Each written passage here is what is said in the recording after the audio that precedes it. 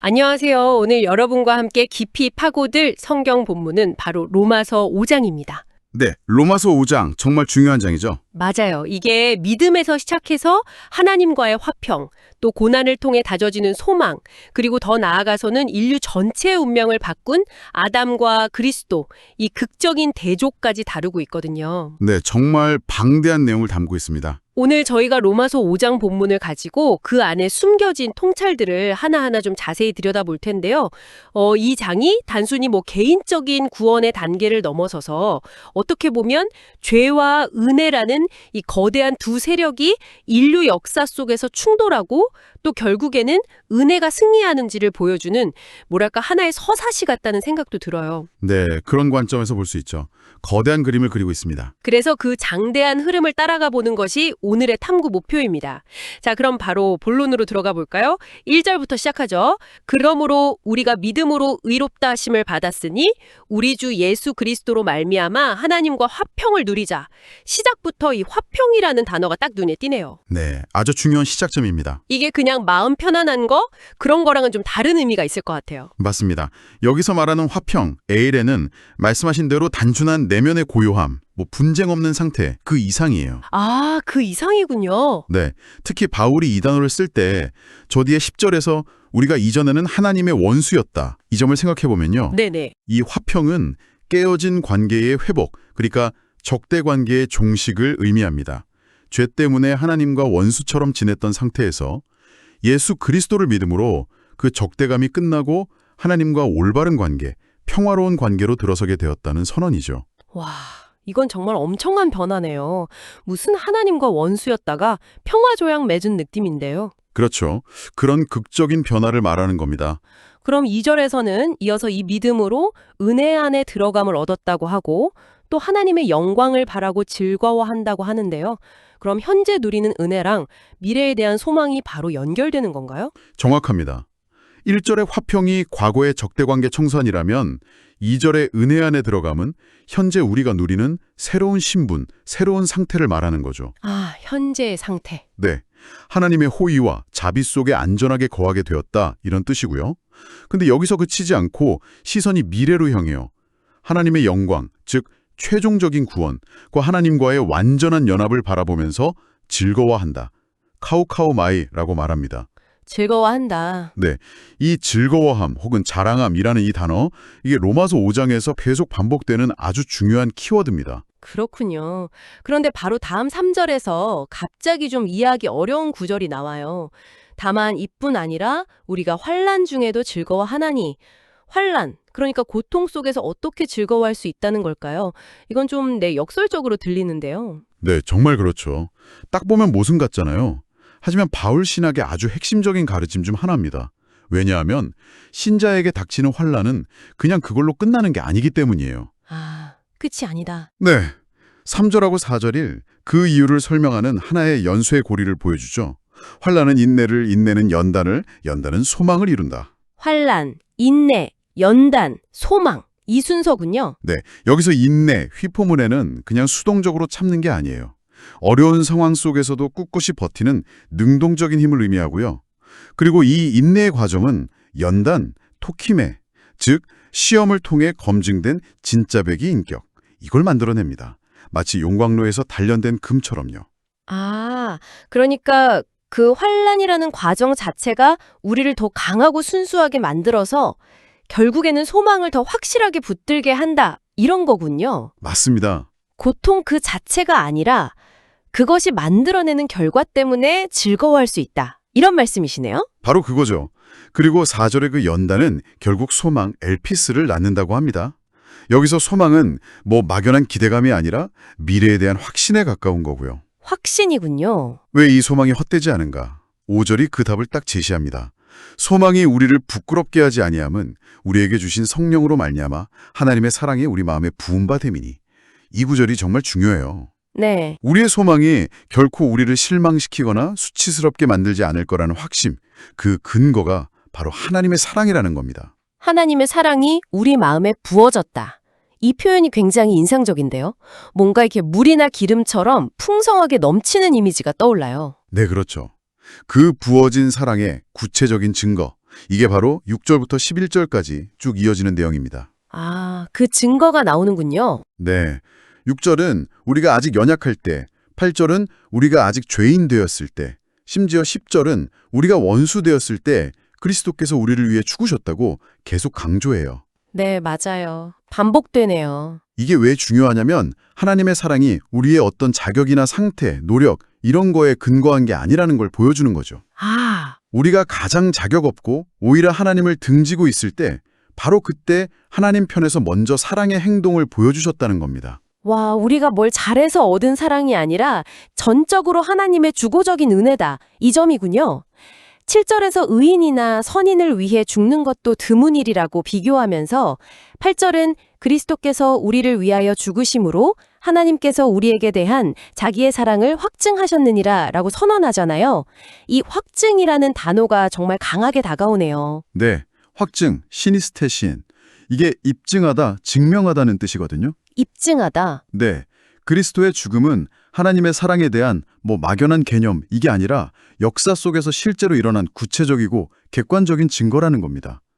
이보다도 확실한 사랑의 증거는 없다는 거죠. 네. 이게 바로 5절에서 말한 우리 소망이 헛되지 않다는 강력한 보증이 되는 거예요. 아, 그렇군요. 하나님이 우리를 이토록 사랑하셨다면 장래의 영광에 대한 소망도 반드시 이루어질 것이다. 이런 논리적 귀결로 이어지는 거죠. 그 연결이 명확해지네요. 사랑의 확증이 미래 소망의 근거가 된다. 그래서 9절과 10절에서는 이 확증된 사랑에 기초한 구원의 확실성을 강조하는 거군요. 맞습니다. 그의 피로 의롭다 하심, 칭의를 받았으니 장래의 진노에서도 구원받을 것이고 또 원수였을 때조차 그의 죽음으로 화해하게 되었다면 이제 화목하게 된 자로서는 그의 살아나심, 즉 부활로 말미암아 더 확실히 구원받을 것이다. 아, 이 더욱이 much more이라는 논리가 계속 나오네요. 네, 맞아요. 폴로말론, 훨씬 더 많이. 이 표현을 통해서 바울은 구원의 확실성을 점증적으로 강조합니다. 점증적으로. 네, 우리가 최악의 상태에 있을 때조차 하나님의 그 엄청난 대가, 아들이 죽음이라는 대가를 치르고 우리를 구원하셨다면 이제 그분의 자녀가 되고 친구가 된 우리를 장래의 심판에서 구원하시는 것은 얼마나 더 확실하겠느냐는 거죠. 아주 강력한 논증입니다. 네, 정말 강력하네요. 그리스도의 죽음이 과거의 죄와 적대관계를 해결했다면 그리스도의 부활과 현재 살아계심은 우리의 미래 구원을 보장하는 더 강력한 근거가 된다는 겁니다. 그래서 이 모든 결과로 11절에서는 다시 즐거워한다는 말이 나오네요. 그뿐 아니라 이제 우리로 화목하게 하신 우리 주 예수 그리스도로 말미암아 하나님 안에서 또한 즐거워하느니라. 처음에 2절에서는 하나님의 영광을 바라고 즐거워한다고 했는데 여기서는 하나님 안에서 즐거워한다고 해요. 즐거움의 근거가 좀 더 깊어진 느낌인데요. 네, 맞아요. 2절의 즐거움이 미래의 소망에 초점을 맞췄다면 11절의 즐거움은 현재 하나님과의 회복된 관계 자체에서 오는 기쁨을 강조합니다. 아, 관계 자체에서 오는 기쁨. 네, 그리스도를 통해 하나님과 화목하게 되었고 그 하나님을 이제 아버지처럼 누리고 기뻐할 수 있게 되었다는 거죠. 1절에서 11절까지는 이렇게 믿음으로 시작해서 하나님과의 평화, 고난을 통한 소망의 연단, 하나님의 확증된 사랑, 그리고 구원의 확신과 하나님 안에서의 기쁨으로 이어지는 어떤 개인적인 구원의 여정을 그리고 있습니다. 자, 그런데 12절부터는 갑자기 이야기가 확 커지는 것 같아요. 훨씬 더 거시적인 차원으로 확장되는 느낌이랄까요? 그러므로 한 사람으로 말미암아 죄가 세상에 들어오고 죄로 말미암아 사망이 들어왔나니 이와 같이 모든 사람이 죄를 지었으므로 사망이 모든 사람에게 이르렀느니라. 갑자기 아담 이야기가 시작돼요. 네, 그렇죠. 앞에서 다룬 개인의 구원 경험을 이제 인류 전체의 역사적 틀 안에 위치시키려는 시도처럼 보여요. 왜 여기서 갑자기 아담을 등장시키는 걸까요? 이게 아주 중요한 전환점인데요. 바울은 지금까지 개인의 믿음과 구원을 이야기했지만 그리스도의 구원 사역에 갖는 그 우주적인 중요성과 그 범위를 설명하기 위해서 인류의 시작점으로 거슬러 올라가는 겁니다. 아, 우주적인 중요성? 네, 즉 그리스도가 해결하신 문제가 얼마나 심각하고 광범위한 것이었는지를 보여주기 위해서 그 문제의 근원인 아담을 소환하는 거죠. 아하. 뭐랄까, 질병의 심각성을 알려면 그 발병 원인과 전파 경로를 알아야 하듯이 그리스도의 은혜가 얼마나 위대한지를 이해하려면 죄와 죽음이 어떻게 시작되어서 인류 전체에게 영향을 미쳤는지를 먼저 설명해야 했던 거죠. 그렇군요. 문제의 근원을 밝혀서 해결책의 위대함을 부각시킨다. 12절에서 14절까지는 아담 한 사람의 불순종, 아마 선악과 사건을 염두에 둔 거겠죠. 네, 그렇겠죠. 그 불순종으로 죄가 세상에 들어왔고 그 결과 사망이 모든 사람에게 퍼졌다. 이렇게 설명하네요. 심지어 율법이 주어지기 전에도 사망은 왕노릇했다고 하고요. 아담이 인류의 대표로서 실패했고 그 영향력이 우리 모두에게 미친다는 거. 이게 그 대표성의 원리라는 게 작용하는 것 같아요. 네, 맞아요.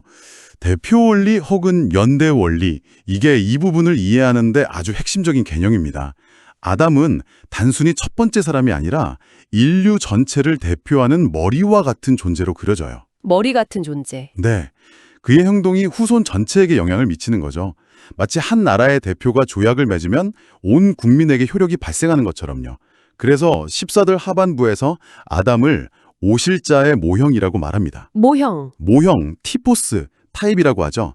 이건 그림자 같은 건데 실체이신 그리스도를 미리 보여주는 예표라는 의미입니다. 즉, 아담이 실패한 인류의 대표였다면 그리스도는 성공하신 새로운 인류의 대표다. 이런 대조를 암시하는 거죠. 실패한 대표 아담과 성공한 대표 그리스도, 이 구도가 15절부터 본격적으로 펼쳐지는군요.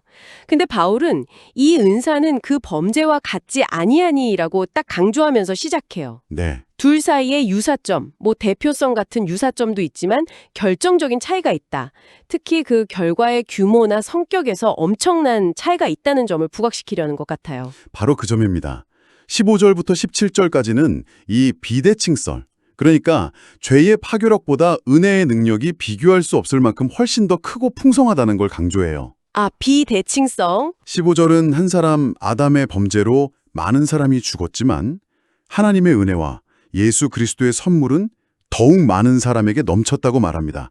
여기서 넘쳤다, 에페리슈센, 이 단어는 그냥 많다는 걸 넘어서서 측량할 수 없을 정도로 풍성하게 흘러 넘친다, 이런 의미를 담고 있어요. 와, 넘쳤다는 표현이 계속 나오네요.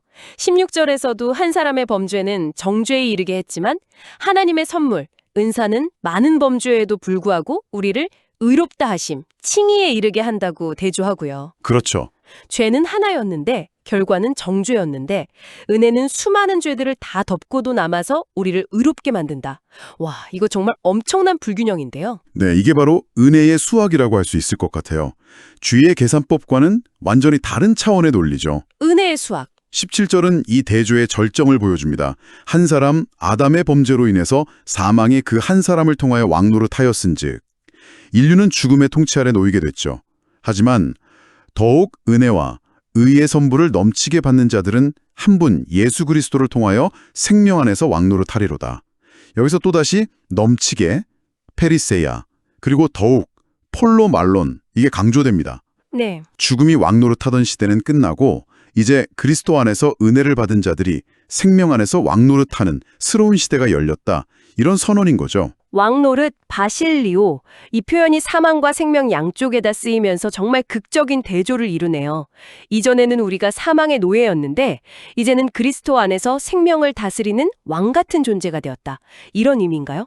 와, 정말 놀라운 관점의 전환인데요? 그렇습니다.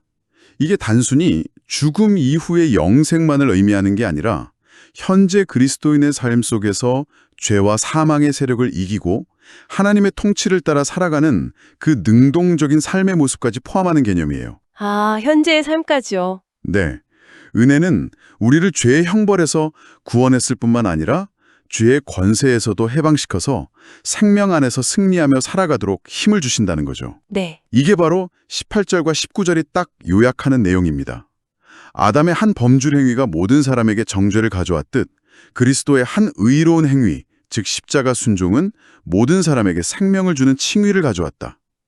아담의 불순종이 많은 사람을 죄인으로 만들었듯 그리스도의 순종이 많은 사람을 의인으로 만든다. 아, 이 거대한 구도가 명확하게 딱 정리되는 느낌입니다. 그런데 마지막 20절은 약간 의외의 내용을 다루는 것 같아요. 율법이 들어온 것은 범죄를 더하게 하려 함이라. 율법의 역할이 죄를 더하게 하는 것이었다니 이건 어떻게 이해해야 할까요? 율법은 선한 것 아닌가요? 네, 맞아요. 로마서 7장에 가면 바울은 율법 자체는 선하다고 분명히 말합니다. 여기서 율법이 범죄를 더하게 했다는 것은 율법이 죄를 조장했다 이런 의미라기보다는요. 네. 율법이 들어옴으로써 무엇이 죄인지가 명확하게 드러나고 또 인간의 죄성이 율법 앞에서 더욱 반항적으로 나타나서 결과적으로 죄의 실체가 더 풍성하게 드러나게 되었다. 이런 의미로 해석하는 게 일반적입니다. 아, 즉, 율법은 죄의 문제를 해결하지 못하고 오히려 그 심각성을 폭로하는 역할을 했다는 거죠. 마치 밝은 빛이 먼지를 더 잘 보이게 하는 것처럼요. 아하, 율법은 죄의 진단서 같은 역할이었군요. 병을 진단했지만 치료하지는 못한 것처럼요. 근데 바울은 여기서 멈추지 않고 또 역설적인 결론으로 가요. 그러나 죄가 더한 곳에 은혜가 더욱 넘쳤나니? 네, 그렇죠.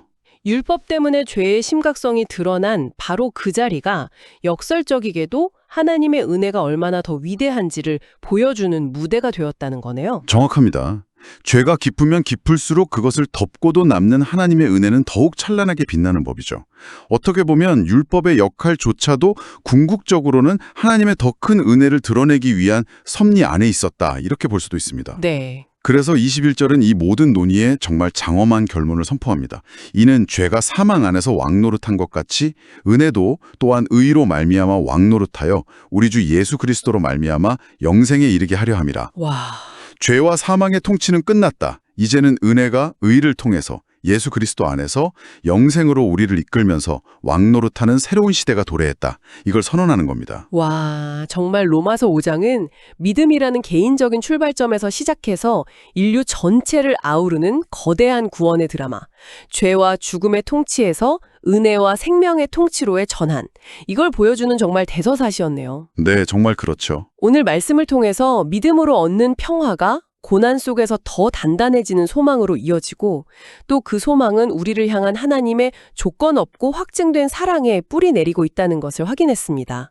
그리고 아담 안에서 시작된 그 절망적인 이야기가 그리스도 안에서 완전히 새로운 넘치는 은혜와 생명의 이야기로 뒤바뀌었다는 것도 보았고요. 네, 로마서 5장은 이 두 가지 차원, 그러니까 아주 개인적인 신앙의 여정, 1-11절과 인류 역사를 관통하는 거대한 구속사적 드라마, 12-21절, 이걸 예수 그리스도라는 한 분 안에서 정말 절묘하게 연결시키죠. 네. 한 사람 아담 때문에 시작된 죄와 죽음의 어두운 역사가 한 분 예수 그리스도로 말미암아 은혜와 생명이 통치하는 밝은 역사로 전환되었다는 이 선언.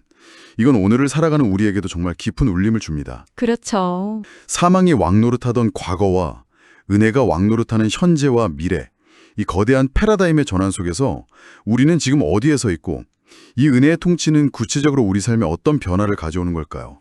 정말 중요한 질문을 던져주셨습니다.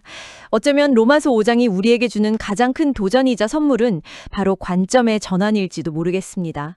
청취자 여러분께서도 한번 깊이 생각해 보시면 좋겠습니다. 네, 오늘 우리가 살펴본 로마서 5장의 아담과 그리스도라는 두 인류 대표의 이야기, 그리고 사망의 통치에서 은혜의 통치로의 전환이라는 이 거대한 그림 속에서 여러분의 일상 속 작은 고난이나 반복되는 연약함, 혹은 불현듯 찾아오는 기쁨과 감사의 순간들을 어떤 새로운 시선으로 바라볼 수 있을까요?